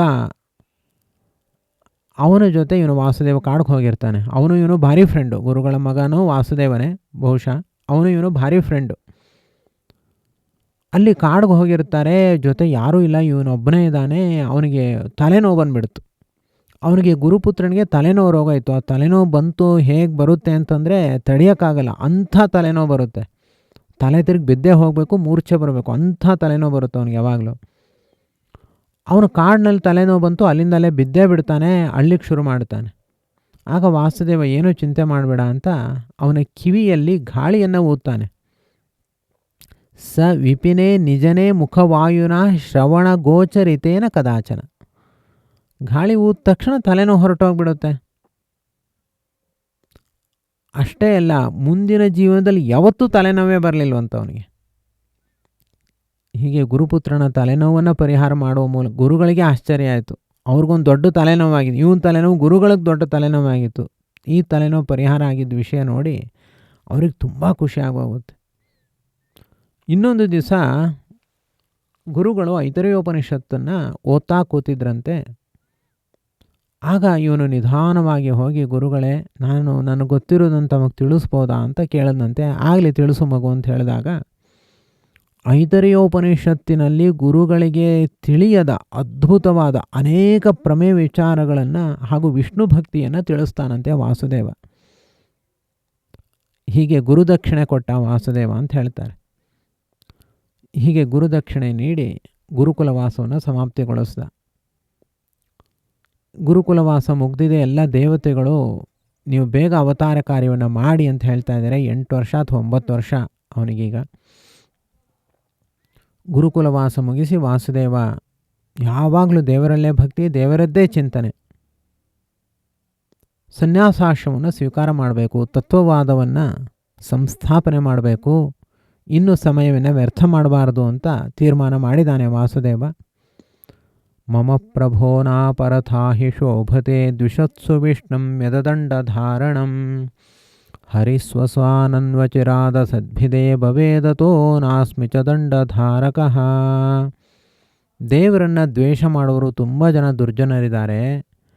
ಅವರನ್ನು ದಂಡ ಹಿಡಿದು ಶಿಕ್ಷೆ ಮಾಡಲಿಕ್ಕೆ ಸದ್ಯದಲ್ಲೇ ದುರ್ಗಾದೇವಿಯರ ಅವತಾರ ಮಾಡ್ತಾರೆ. ಸೊ ಅದಕ್ಕೆ ಆ ಕೆಲಸ ನಾನು ಮಾಡಬಾರ್ದು. ನಾನು ಯತಿ ಆಗಬೇಕು. ನಾನು ಸನ್ಯಾಸಾಶ್ರಮವನ್ನು ಸ್ವೀಕಾರ ಮಾಡ್ತೀನಿ. ಆಗ ಎಲ್ಲರೂ ನನ್ನ ಬಳಿ ಉಪದೇಶ ಪಡ್ಕೊಳ್ಳಿಕ್ಕೆ ಬರ್ತಾರೆ. ಆವಾಗ ನಾನು ತತ್ವಜ್ಞಾನವನ್ನು ಪ್ರಚಾರ ಮಾಡ್ತೀನಿ ಅಂತ ಆಲೋಚನೆಯನ್ನು ಮಾಡಿ ಸನ್ಯಾಸಾಶ್ರಮವನ್ನು ತಗೊಳ್ಬೇಕು ಅಂತ ನಿರ್ಧಾರವನ್ನು ವಾಸುದೇವ ಮಾಡ್ತಾನೆ. ಆಗ ಮೊದಲು ಯಾರ ಬಳಿ ಸನ್ಯಾಸಾಶ್ರಮ ಹಾಗೆ ತೊಗೊಳ್ಳೋ ಹಾಗಿಲ್ಲ, ಎಲ್ಲರ ಬಳಿ ಅಪ್ಪಣೆ ತೊಗೊಳ್ಬೇಕು. ಮೊದಲು ಮಹಾವಿಷ್ಣುವಿನ ಬಳಿ ಅಪ್ಪಣೆಯನ್ನು ತೆಗೆದುಕೊಳ್ಳುವುದಕ್ಕೋಸ್ಕರ ಹೊಲ, ಗದ್ದೆ, ಮನೆ, ಮಠ, ಅಲ್ಲಿರುವಂತಹ ಸಕಲ ಪದಾರ್ಥ ಎಲ್ಲ ಕಡೆ ನಮಸ್ಕಾರ ಮಾಡ್ಕೊಂಡು ಬರ್ತಾನೆ ವಾಸುದೇವ. ಎಲ್ಲ ಜಡ ಪದಾರ್ಥಗಳಿಗೂ ನಮಸ್ಕಾರ ಮಾಡ್ತಾನೆ. ಮದ್ದಿಗೆ ಭಟ್ಟರಿಗೆ ಸಂಶಯ ಬರುತ್ತೆ, ಏನು ಮಗು ಎಲ್ಲ ಕಡೆ ಯಾಕೆ ನಮಸ್ಕಾರ ಮಾಡ್ತಾ ಇದ್ದೀ? ಆಗ ಅವನು ಹೇಳ್ತಾನೆ, ನಾನು ವಸ್ತುಗಳಿಗೆ ನಮಸ್ಕಾರ ಮಾಡ್ತಾ ಇದ್ದೀನಿ. ಅವ್ರು ಹೇಳಿದ್ದು ವಸ್ತು ಅಂತಂದರೆ ದೇವರು, ಅವನಿಗೆ ನಮಸ್ಕಾರ ಮಾಡ್ತಾ ಇದ್ದೀನಿ ಅಂತ. ಇವ್ರು ಅಂದ್ಕೊಂಡ್ರು, ಎಲ್ಲ ಪದಾರ್ಥಗಳಿಗೆ ನಮಸ್ಕಾರ ಮಾಡ್ತಿದ್ದಾನೆ, ಇವನಿಗೆ ಅಭಿಮಾನ ಬರ್ತಾ ಇದೆ, ಇವನಿಗೆ ಎಲ್ಲ ಮನೆ ಮಠ ಇವುಗಳ ಬಗ್ಗೆ ಇವನಿಗೆ ಅಭಿಮಾನ ಬರ್ತಾ ಇದೆ ಅವ್ರು ಅಂದ್ಕೊಳ್ತಾರೆ. ಆದರೆ ಇವನು ಮನೆ ಬಿಟ್ಟು ಹೊರಲಿಕ್ಕೆ ತೀರ್ಮಾನ ಮಾಡಿ ಮನೆ ಬಿಟ್ಟು ಹೊರಟೇ ಬಿಡ್ತಾನೆ. ಅಲ್ಲಿ ಅಚ್ಯುತ ಪ್ರಜ್ಞರು ಅಂತ ಉಡುಪಿಯಲ್ಲಿ ಇರ್ತಾರೆ.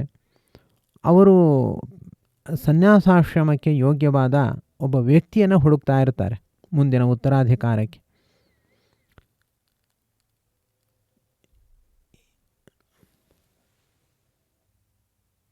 ಈ ವಾಸುದೇವ ನೇರವಾಗಿ ಅವರ ಬಳಿನೇ ತೆರಳಿ, ನಾನು ತಮ್ಮ ಶಿಷ್ಯನಾಗ್ತೀನಿ, ನಮಸ್ಕಾರ ಮಾಡಿ ಹೇಳ್ತಾನೆ, ನಾನು ಸನ್ಯಾಸಾಶ್ರಮವನ್ನು ಸ್ವೀಕಾರ ಮಾಡ್ತೀನಿ, ನನಗೆ ತಾವು ಸನ್ಯಾಸಾಶ್ರಮವನ್ನು ನೀಡಿ ಅಂತ ಕೇಳಿ ಅವರ ಬಳಿ ಇರ್ತಾನೆ. ಆಗ ಇವರು ತಂದೆ ತಾಯಿಗೆ ಮತ್ತೆ ಎಲ್ಲಪ್ಪ ಇವನು ತಪ್ಪಿಸಿ ಹೋದ ಮಗ, ಮನೆ ತಪ್ಪಿಸೋದೇ ಕೆಲಸ ಆಯಿತು ಇವನಿಗೆ ಅಂತ ಹುಡುಕಿಕೊಂಡು ಸೀದಾ ಅವ್ರಿಗೆ ಎಲ್ಲೂ ಹೋಗಲ್ಲ. ಅವ್ರಿಗೆ ಗೊತ್ತಾಗ್ಬಿಟ್ಟಿದೆ ಅವನು ಎಲ್ಲೂ ಕಾಣಿಸ್ಲಿಲ್ಲ ಅಂದರೂ ಅನಂತಾಸನದಲ್ಲೇ ಇರ್ತಾನೆ ಉಡುಪಿಯಲ್ಲಿ ಅಂತ. ಉಡುಪಿಯ ಅನಂತಾಸನ ಸನ್ನಿಧಾನಕ್ಕೆ ಆಗಮಿಸ್ತಾರೆ. ಅಲ್ಲಿ ಮಗ ಅಚ್ಯುತ ಪ್ರಜ್ಞರ ಬಳಿ ಇರ್ತಾನೆ.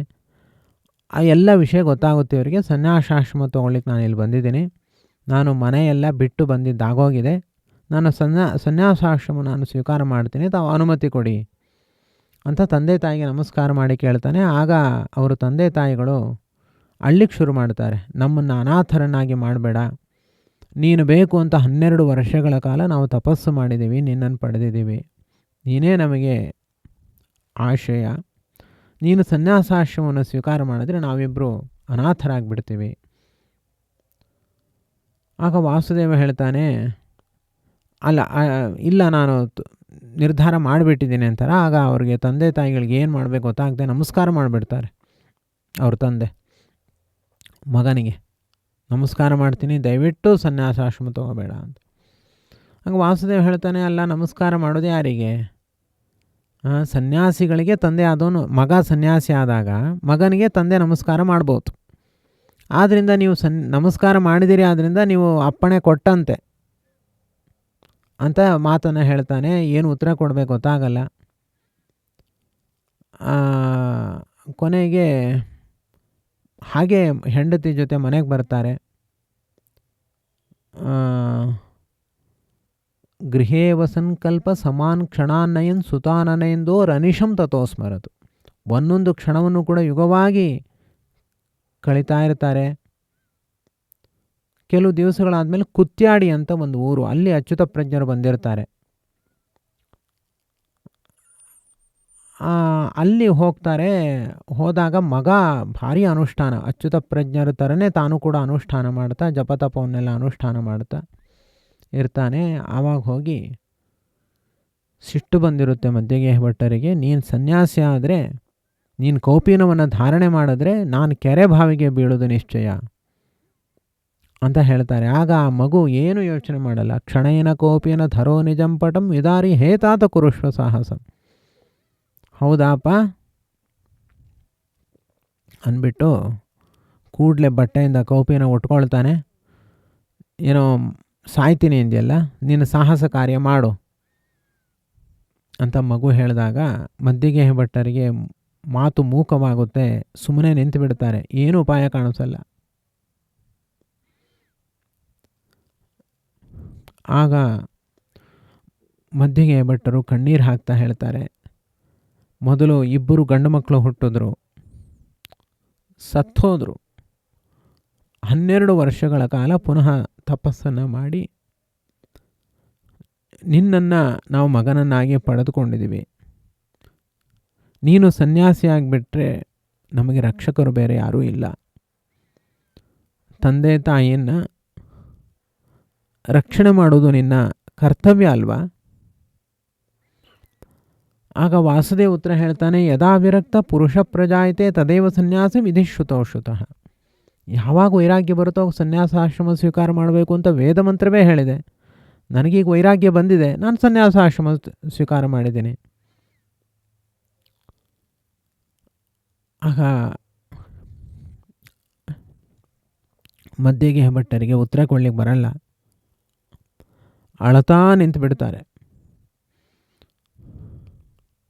ಅವರನ್ನು ನೋಡಿ ವಾಸುದೇವನಿಗೆ ಕಾರುಣ್ಯ ಬರುತ್ತೆ.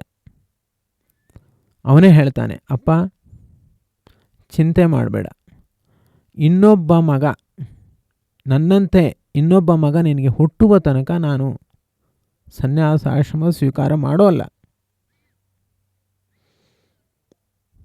ಚಿಂತೆ ಮಾಡಬೇಡ ಅಂತ ಸಮಾಧಾನ ಮಾಡ್ತಾನೆ. ಆದರೆ ಅವರಿಗೆ ಇನ್ನೊಬ್ಬ ಮಗನೂ ಬೇಡ, ಏನೂ ಬೇಡ. ವಾಸುದೇವನ ಮೇಲೆ ಪ್ರಾಣ ಇಟ್ಕೊಂಡಿರ್ತಾರೆ ಮಧ್ಯಗೆ ಭಟ್ಟರು.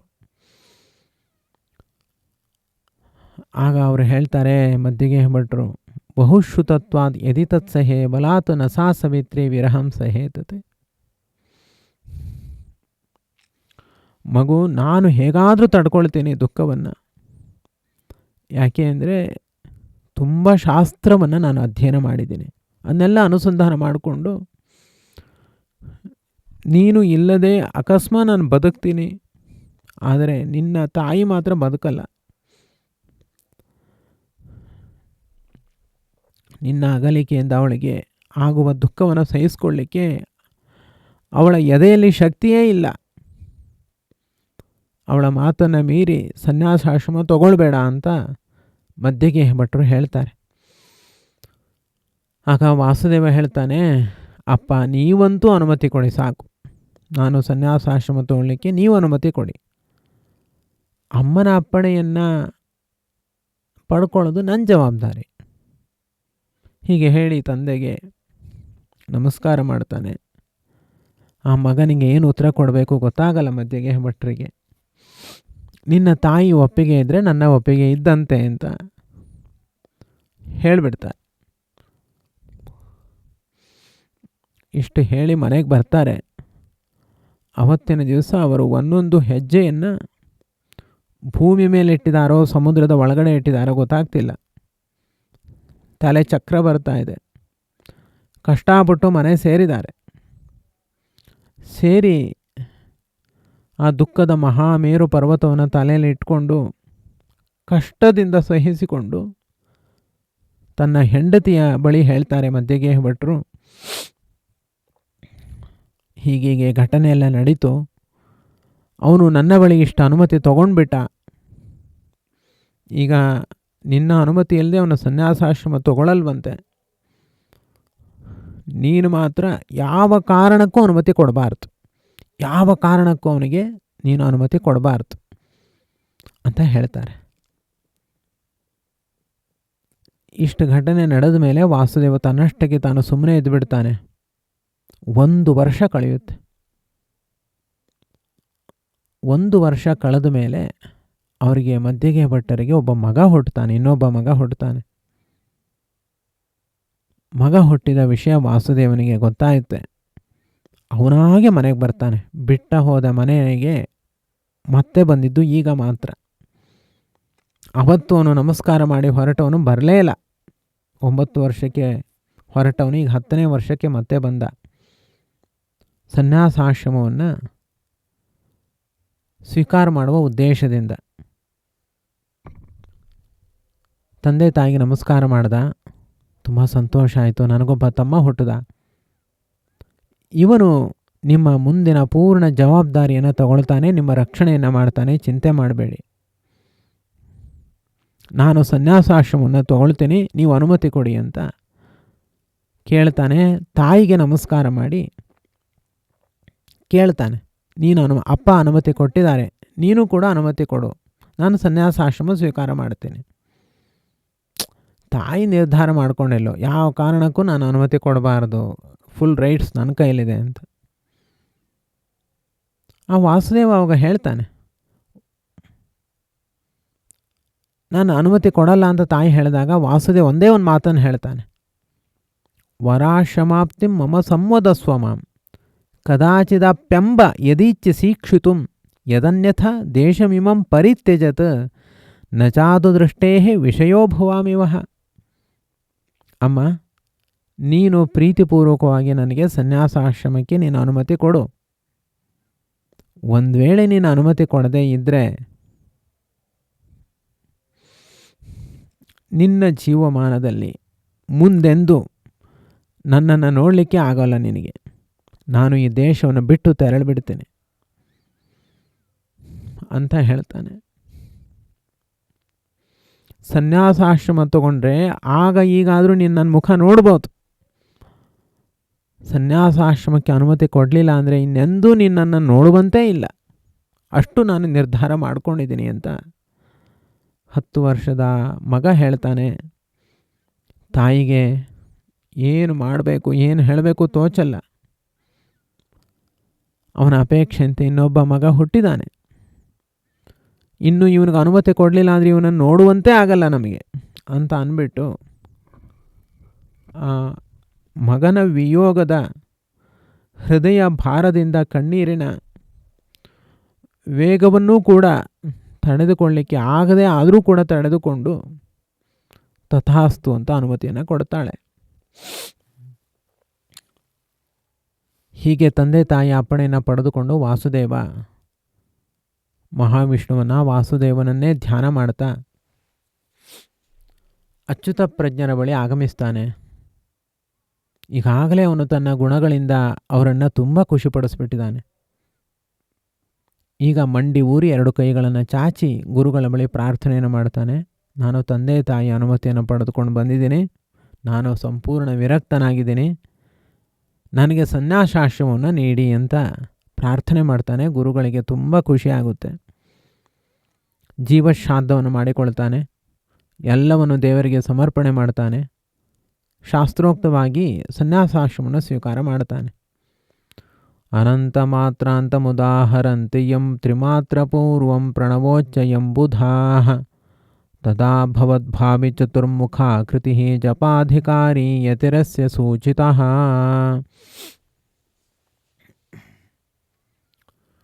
ಅಕಾರ ಉಕಾರ ಮಕಾರಗಳಿಂದ ಕೂಡಿದ ಅಷ್ಟಾಕ್ಷರ ಮಂತ್ರದ ಅರ್ಥವನ್ನು ಹೇಳುವಂತಹ ಪ್ರಣವ ಮಂತ್ರದ ಉಪದೇಶವನ್ನು ಆ ಯತಿಗಳು ಮಾಡಿದ್ದಾರೆ. ಪ್ರಣವ ಮಂತ್ರದ ಉಪಾಸನೆಗೆ ಇವನೇ ಮುಖ್ಯ ಅಧಿಕಾರಿ. ಇವನನ್ನು ಬಿಟ್ಟು ಬೇರೆ ಯಾರೂ ಕೂಡ ಅಧಿಕಾರಿಗಳೇ ಅಲ್ಲ. ಅಂತಹ ವಾಸುದೇವನಿಗೆ ಈಗ ಅಚ್ಯುತ ಪ್ರಜ್ಞರು ಪೂರ್ಣಪ್ರಜ್ಞ ಅನ್ನುವಂತಹ ನಾಮಕರಣವನ್ನು ಮಾಡಿದ್ದಾರೆ. ಆ ಕೆಂಪು ಬಟ್ಟೆಯನ್ನು ಧಾರಣೆ ಮಾಡಿದಾಗ ಎಷ್ಟು ಚೆನ್ನಾಗಿ ಅವರು ಕಾಣಿಸ್ತಾ ಇದ್ರು ಪೂರ್ಣಪ್ರಜ್ಞರು ಅಂದರೆ ವರ್ಣನೆ ಮಾಡ್ತಾರೆ. ನಿರಂಗರಾಗಂ ಮುಖರಾಗವರ್ಜಿತಂ ವಿಭೂಷಣಂ ವಿಷ್ಟಪಭೂಷಣಾಯಿತಂ ಅಮುಂ ಧೃತಾಷಾಢಮವೇಕ್ಷ್ಯ ಮೇನಿರೆ ಸ್ವಭಾವಶೋಭಾನುಪಮೇತಿ ಜಂತವಃ. ನಾವು ಸೌಂದರ್ಯಕ್ಕೋಸ್ಕರ ಎಷ್ಟೆಲ್ಲ ಲೇಪನಗಳನ್ನು ಹಚ್ಕೊಳ್ತೀವಿ, ಎಷ್ಟೆಲ್ಲ ಒಡವೆಗಳನ್ನ ಹೇರ್ಕೊಳ್ತೀವಿ, ಎಷ್ಟೆಲ್ಲ ದುಡ್ಡು ಕೊಟ್ಟು ಬಟ್ಟೆಗಳನ್ನು ತಂದು ಹೇರ್ಕೊಳ್ತೀವಿ, ಆದರೂ ಚೆನ್ನಾಗಿ ಕಾಣಿಸಲ್ಲ. ಆ ಪೂರ್ಣಪ್ರಜ್ಞರು ಯಾವ ಬಟ್ಟೆಯೂ ಇಲ್ಲ, ಆ ಕೇವಲ ಕಾವಿ ಬಟ್ಟೆಯನ್ನು ಅಷ್ಟೇ ಉಟ್ಕೊಂಡಿದ್ದಾರೆ. ಗಂಧ ಮೊದಲಾದ ಲೇಪಗಳಿಲ್ಲ, ತಾಂಬೂಲ ಚರ್ವಣ ಮೊದಲಾದವುಗಳಿಲ್ಲ, ಯಾವ ಒಡವೆಗಳೂ ಇಲ್ಲ. ದಂಡವನ್ನು ಹಿಡಿದು ಕಾವಿ ಬಟ್ಟೆಯನ್ನು ಉಟ್ಟುಕೊಂಡು ನಿಂತಿರುವಂತಹ ಪೂರ್ಣಪ್ರಜ್ಞರ ಸ್ವಾಭಾವಿಕ ಕಾಂತಿಗೆ ಸರಿಸಾಟಿಯಾದ ಕಾಂತಿ ಸಮಸ್ತ ಭೂಲೋಕದಲ್ಲೇ ಇರಲಿಲ್ಲ. ಅಷ್ಟು ಅನುಪಮವಾಗಿತ್ತಂತೆ ಅವರ ದೇಹದ ಕಾಂತಿ, ಸುವರ್ಣ ವರ್ಣದ ದೇಹದ ಶೋಭೆ. ಈಗ ಸನ್ಯಾಸಾಶ್ರಮವನ್ನು ಸ್ವೀಕಾರ ಮಾಡಿದ್ಮೇಲೆ ಮೊಟ್ಟ ಮೊದಲು ಅವರು ಮಾಡಿದ ಕೆಲಸ ಅನಂತಾಸನನಿಗೆ ಬಂದು ನಮಸ್ಕಾರ ಮಾಡಿ ಸಮರ್ಪಣೆ ಮಾಡಿಕೊಂಡಿದ್ದಾರೆ. ಆಗ ಒಬ್ಬ ಪುರುಷನಲ್ಲಿ ಅನಂತಾಸನ ಅಂದರೆ ಪರಶುರಾಮ ದೇವರು ಆವೇಶವನ್ನು ಹೊಂದಿದ್ದಾರೆ. ಆವೇಶವನ್ನು ಹೊಂದಿ ಆ ಅಚ್ಯುತ ಪ್ರಜ್ಞರ ಮುಂದೆ ನಿಂತು ಹೇಳ್ತಾರಂತೆ ಅವರು, ಅಂದರೆ ದೇವರು ಒಬ್ಬ ಪುರುಷನಲ್ಲಿ ಆವೇಶವನ್ನು ಹೊಂದಿ ಹೇಳ್ತಾರೆ, ನೀನು ಒಬ್ಬ ಶಿಷ್ಯ ಬೇಕು ಬೇಕು ಅಂತ ನನ್ನ ಹತ್ರ ಆರಾಧನೆ ಮಾಡ್ತಿದ್ಯಲ್ಲ, ತಗೋ ನಿನಗೆ ಒಳ್ಳೆ ಶಿಷ್ಯನನ್ನು ಕೊಟ್ಟಿದ್ದೀನಿ ಅಂತ ಹೇಳಿದ್ರಂತೆ. ಆಗ ಅಚ್ಯುತ ಪ್ರಜ್ಞರಿಗೆ ಭಾರಿ ಖುಷಿಯಾಗುತ್ತೆ, ರೋಮಾಂಚನವಾಗುತ್ತೆ. ಪೂರ್ಣ ಪ್ರಜ್ಞರನ್ನು ತಮ್ಮ ಶಿಷ್ಯರನ್ನಾಗಿ ಪಡೆದಿದ್ದೇ ಧನ್ಯ ಅಂತ ತಿಳ್ಕೊಳ್ತಾರೆ. ಇದು ಅವರಿಗೆ ಅಂದಿನಿಂದ ಅವರನ್ನು ಬಿಟ್ಟಿರಲಿಕ್ಕೆ ಆಗ್ತಾ ಇರಲಿಲ್ವಂತೆ ಗುರುಗಳಿಗೆ. ಅಷ್ಟು ಮನಸಾರೆ ಹಚ್ಚಿಕೊಂಡು ಅವರ ಜೊತೆ ಇರ್ತಾರೆ. ಸನ್ಯಾಸಾಶ್ರಮವನ್ನು ಸ್ವೀಕಾರ ಮಾಡಿದ್ಮೇಲೆ ಗಂಗಾ ಸ್ನಾನ ಮಾಡಬೇಕು ಅನ್ನುವಂಥ ಇಚ್ಛೆ ಆ ಪೂರ್ಣ ಪ್ರಜ್ಞರಿಗೆ ಬರುತ್ತೆ.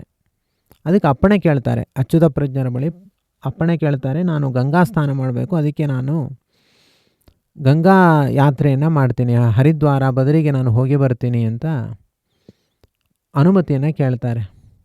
ಅಯ್ಯೋ, ಇಷ್ಟು ಸಣ್ಣ ಮಗು, ಇನ್ನೂ 10 ವರ್ಷ, ಹೇಗೆ ಕಳಿಸೋದು ಅಷ್ಟು ದೂರ? ಉಡುಪಿಯಲ್ಲಿದ್ದಾರೆ ಇವರು, ಅದು ಬದರಿ ಅಷ್ಟು ದೂರ ಇದೆ, ಅಲ್ಲಿ ತನಕ ಹೇಗೆ ಕಳಿಸೋದು? ತುಂಬ ದುಃಖ ಬಿಡುತ್ತೆ ಅವರಿಗೆ, ಅಚ್ಯುತ ಪ್ರಜ್ಞರಿಗೆ. ಹೇಗೆ ಕಳಿಸೋದು? ನಡೆದುಕೊಂಡು ಬೇರೆ ಹೋಗಬೇಕು. ಆಗ ಬೇರೆ ಏನು ವಿಧಿ ಕಾಣದೆ ಅನಂತಾಸನನ್ನು ಸೇವೆ ಮಾಡ್ತಾರಂತವರು. ಆಗ ಅನಂತಾಸನ ಒಬ್ಬ ಪುರುಷನಲ್ಲಿ ಆವಿಷ್ಟನಾಗಿ ಹೇಳ್ತಾನೆ, ಇತಸ್ತೃತೀಯ ದಿವಸೆ ದ್ಯುನಿಮ್ನಗ ತದರ್ಥ ಮಾಸ್ಮಾಕ ತಟಾಕ ಮಾವೃಜೇತ್. ಇವತ್ತಿನಿಂದ 3ನೇ ದಿವಸದಲ್ಲಿ ಗಂಗಾದೇವಿಯಲ್ಲಿ ಬರ್ತಾಳೆ ಮಧ್ವ ಸರೋವರಕ್ಕೆ. ಅಂದರೆ ಅವಾಗ ಅನಂತ ಸರೋವರ ಅಂತಿತ್ತು ಅದಕ್ಕೆ ಹೆಸರು. ಅನಂತ ಸರೋವರಕ್ಕೆ ಗಂಗಾದೇವಿಯೇ ಬರ್ತಾಳೆ. ಅಲ್ಲಿ ಇವನು ಗಂಗಾ ಸ್ನಾನ ಮಾಡಲಿ, ಗಂಗಾ ಸ್ನಾನಕ್ಕೋಸ್ಕರ ಕಾಶಿಗೇನು ಹೋಗೋ ಅವಶ್ಯಕತೆ ಇಲ್ಲ ಅಂತ ದೇವರು ಮಾತಾಡ್ತಾನಂತೆ. ಅವ್ರು ಹೇಳಿದಂತೆ 3ನೇ ದಿವಸಕ್ಕೆ ಸರಿಯಾಗಿ ಗಂಗೆ ಅಲ್ಲಿಗೆ ಬರ್ತಾಳೆ, ಉಕ್ಕಿ ಉಕ್ಕಿ ಬರ್ತಾಳೆ. ಎಲ್ಲ ಜನರು ಆ ಗಂಗಾ ನದಿಯಲ್ಲಿ ನೋಡಿ ಸಂತೋಷ ಪಡ್ತಾರೆ, ಆಶ್ಚರ್ಯ ಪಡ್ತಾರೆ. ಪೂರ್ಣಪ್ರಜ್ಞರು ಸ್ನಾನ ಮಾಡ್ತಾರೆ, ಧನ್ಯರಾಗ್ತಾರೆ. ಎಲ್ಲರೂ ಕೂಡ ಸ್ನಾನವನ್ನು ಮಾಡ್ತಾರೆ. ಹೀಗೆ ಪೂರ್ಣಪ್ರಜ್ಞರಿಗೆ ಅನಂತಾಸನ ಮಾಡಿದ ಅನುಗ್ರಹವನ್ನು ನೆನಪು ಮಾಡುವುದಕ್ಕೋಸ್ಕರ ಅಲ್ಲಿಂದ ಪ್ರತಿ 12 ವರ್ಷಕ್ಕೊಮ್ಮೆ ಅನಂತ ಸರೋವರದಲ್ಲಿ, ಅಂದರೆ ಈಗ ಮಧ್ವ ಸರೋವರ, ಅವತ್ತಿನಿಂದ ಅದು ಮಧ್ವ ಸರೋವರ ಅನ್ನೋ ಹೆಸರು ಬಂತು. 12 ವರ್ಷಕ್ಕೊಮ್ಮೆ ಗಂಗೆ ಬರ್ತಾಳೆ ಅಂತ ತತಃ ಪರಂ 12 ವತ್ಸರಾಂತರೇ ಸದಾವರ್ಜಯ ಸಾ ತದನುಗ್ರಹಾಂಕಿನಿ ಎಂಬುದಾಗಿ ಉಲ್ಲೇಖವನ್ನು ಕೂಡ ಮಾಡ್ತಾರೆ. ಇಲ್ಲಿಗೆ ಮಧ್ವವಿಜಯ ಗ್ರಂಥದ 4 ಸರ್ಗಗಳ ಒಂದು ಸಂಕ್ಷೇಪ ಸಾರಾಂಶ ಇಲ್ಲಿಗೆ ಮುಕ್ತಾಯವಾಗುತ್ತೆ. ಹೀಗೆ ಮಧ್ವಾಚಾರ್ಯರ ಜೀವನ ಚರಿತ್ರೆ ತುಂಬ ಅದ್ಭುತವಾಗಿದೆ, ಮನಸ್ಸನ್ನು ಸೆಳೆಯುತ್ತೆ.